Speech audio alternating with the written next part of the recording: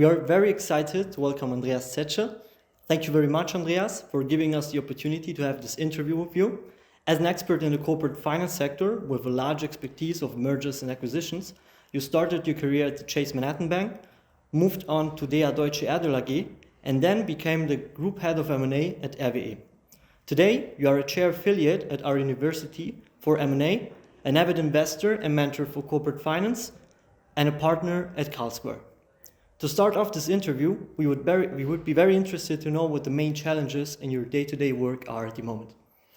Yeah, currently we are in a very volatile period, and this volatile period has an impact on valuation. What I mean by that? First, after the Ukraine war, we had seen rising energy prices. We had seen inflation also on other fields. We had seen transport difficulties, and thus it will become more challenging for entrepreneurs with whom I'm working and doing deals to predict the future. We are not in a period as in the last 40 years or in the last 50 years where everything was going up and it was relatively easy to make predictions. This is, first big challenge. For me as a partner at Carlsquare, it's also a challenge to attract very good personnel, and that applies also to our competitors. The war of talents is clearly there. And when I look at my day-to-day work, I look at the German infrastructure and I see, that trains are delayed, and as a business executive, and I used to travel in the last 40 years quite a lot, and that in doing deals in Germany and going from Berlin to Bavaria, etc., can be quite challenging. Okay. Talking about your time at the Chase Manhattan Bank, you led the chemical M&A segment in EMEA. Could you give us some insights into the specific differences between leveraged buyouts in chemicals vis-a-vis consumer goods? Yeah, that's a very interesting question. And I worked in 4 years at the Chase Manhattan Bank in New York and had the privilege to work in the so-called merchant banking division. And in this merchant banking division, my boss, she was the spokesperson of the famous RJR Nabisco transaction. And this is a consumer goods leverage buyout. And this is where leverage buyout started. It was, predictable cash flows. And thus it was relatively easy to make a projection for cash flow to be able for the company to amortize the debt and pay back the debt and the interest. Compared to that, chemical leverage buyout is very different. It was Gordon Kane in the United States. He was, I think, a chemical engineer at Dow Chemical, and he was doing the first LBO with Vista Chemicals in the US. And that was commodity chemicals. And compared to consumer good LBOs, where cash flows are predictable, in a commodity chemical company, you have cyclicality. And thus it's a lot more challenging to make projections. But when you have what we have at Chase, chemical expert, my boss in New York, when I worked in London, he was a PhD in chemistry, and he was very understandable about the cyclicality of commodity chemicals. This is very different when we talk about specialty chemicals. There, again, cash flow can be predictable.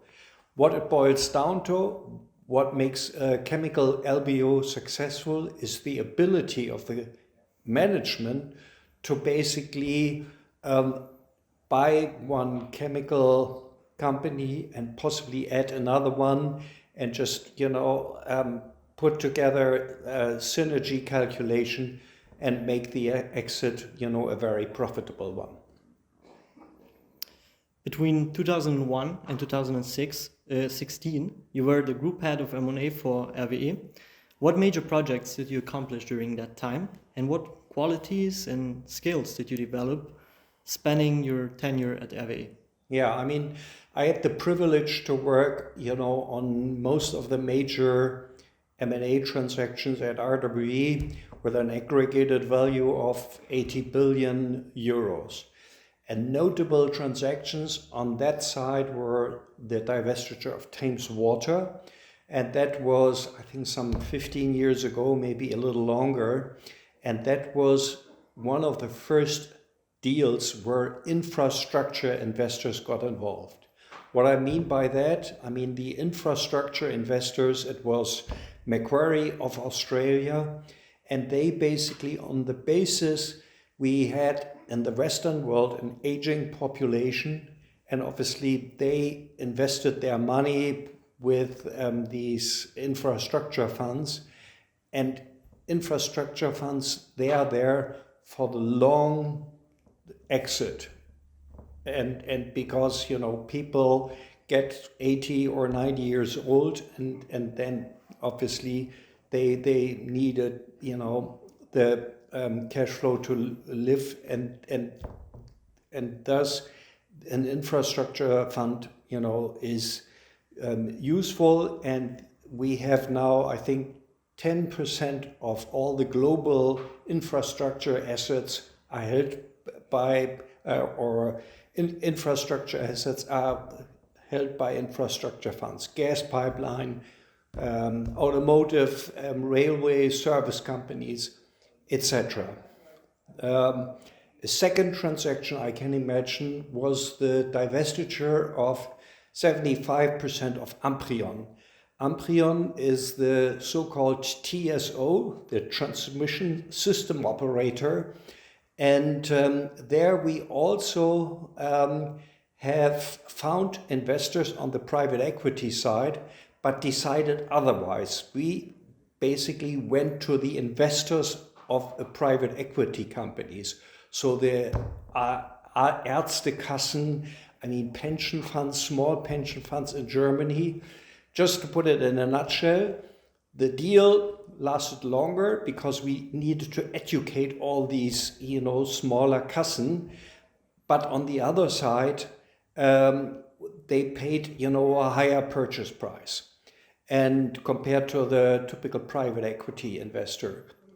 So I think, Amprion and Thames, are a relatively good example of transactions I've been doing.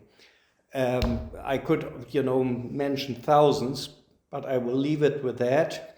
And you asked then about the skills. I think the skills I got from that experience in RWE, that I really have become an expert in all energy-related questions. What I rarely mention is that 3 years of the 15, I was also the global head of strategy of RWE, and obviously have been involved in all sorts of strategic questions, which are very often linked to M&A questions. And that gave me, quite an insight, and helps me today in Carlsquare, where the energy world is completely different. In the old day, we had a centralized system. Today, we have a decentralized energy system. So skills I got became, a quasi-expert on the energy side, or, at least in some segments from energy. Let's continue on your time at RWE. During the financial crisis of 2008, M&A business underwent major turbulences and change. What learnings can be drawn to current challenges or parallels and developments that the M&A sector might be facing? Yeah, so your question is comparing the sort of tough situation of the global financial crisis in 2008 and today. And when you look at the results, basically, I mean, you see, same as 2008, the deal volume goes down, funding goes down, and I mean, a lot of difficulties in the financial markets.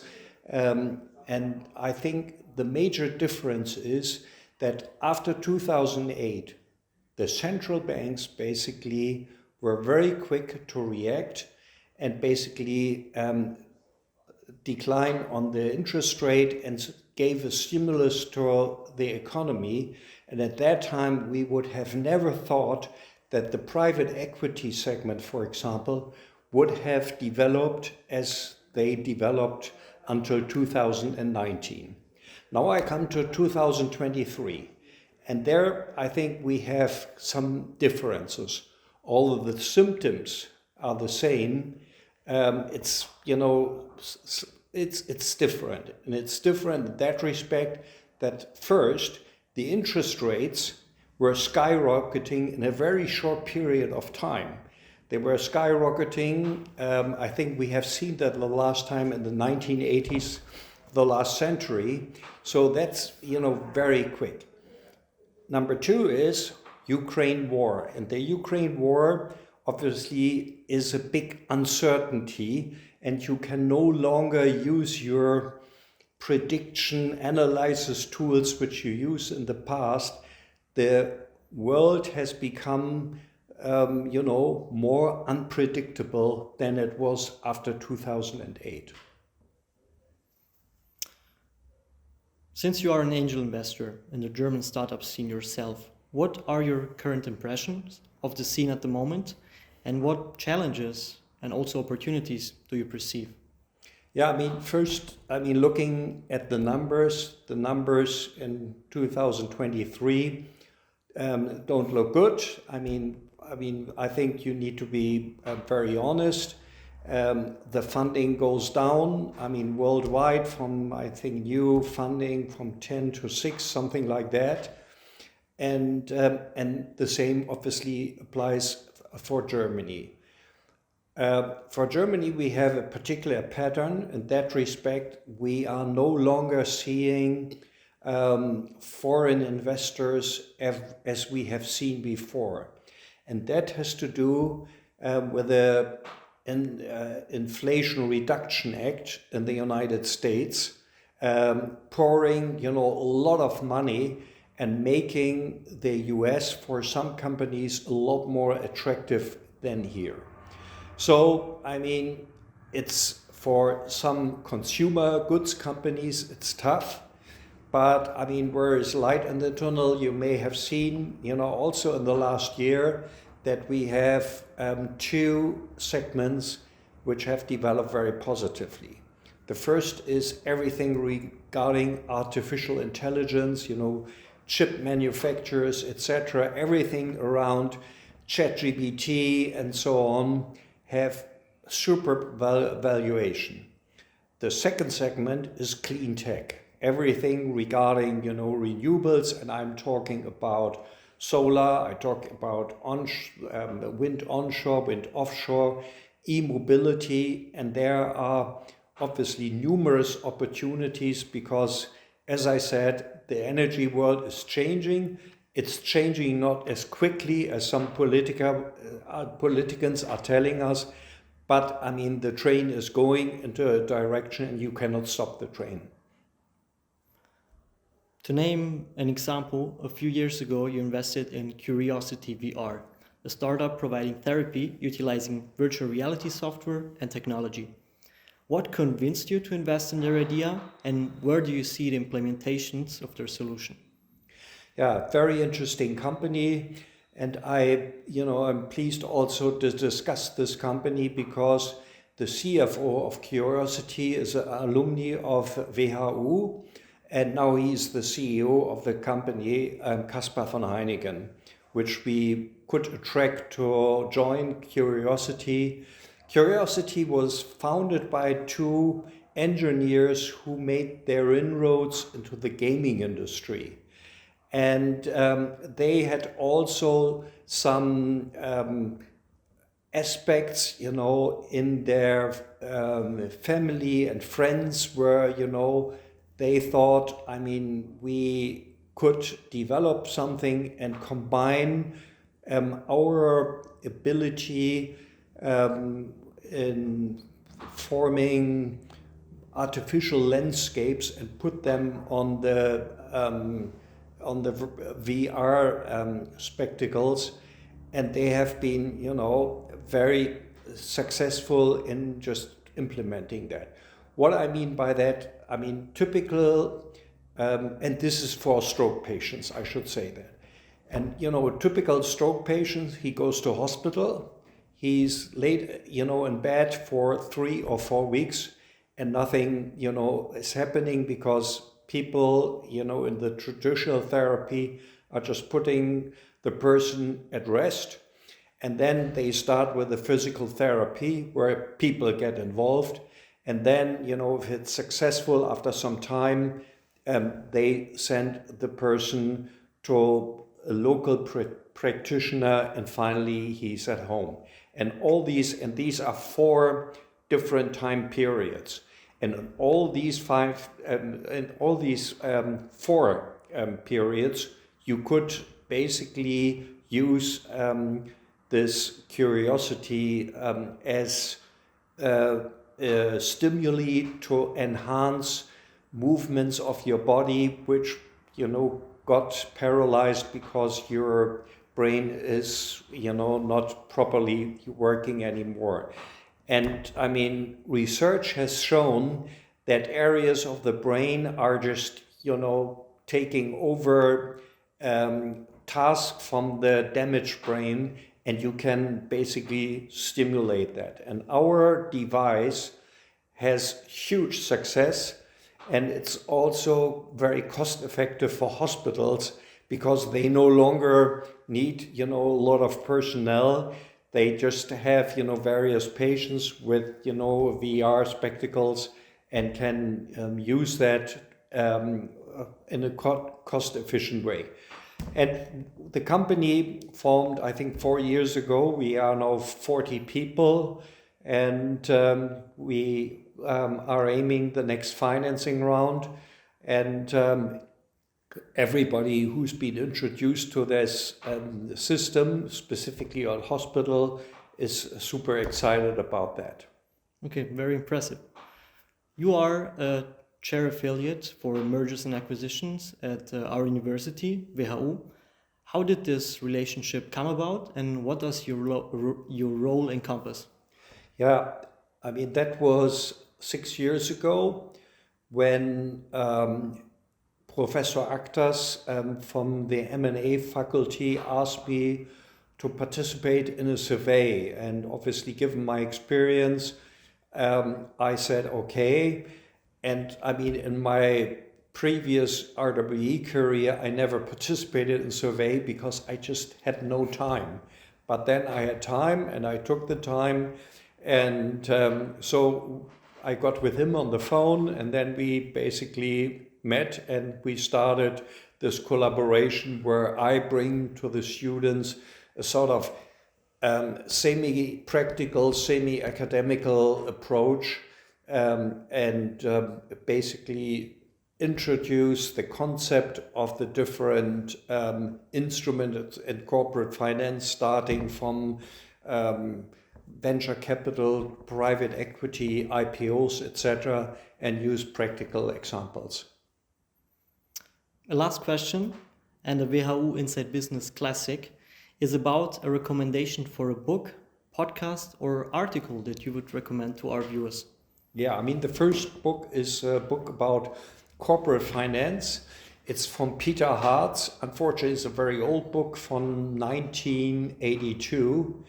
And it's basically the story of the so-called Pac-Man defense, where Bendix Corporation and Martin Marietta got into a big fight, wanted to buy each other. And then there was a white knight, and I mean, it was Allied Corporation. Amazing story, very good to read. Peter Hartz, the book is called Merger. The second book is about a scientist, and it's the story of Oppenheimer, who helped to devise or to develop the nuclear bomb in the United States. And there was a movie about this book. The book is, I think, 10 years old or something like that. And the book is very well written and shows about the second thoughts he had about his role in develop, the nuclear bomb. And I mean, the third book, very quickly, that's a book from Friedrich Hayek. It's a Nobel laureate, and he wrote a book in his 40s. I think it's called Die Knechtschaft or something like that. And it's about the role of the state. And this book can be, very actual, because obviously we are currently discussing a lot about the role of the government and how much portion the government should have in the society. This book is very old, but it's also quite impressive. Okay, we've come to the end of this interview. Thank you very much again, Andreas, for all the insights you gave us, and thank you for being with us. Okay, thank you very much.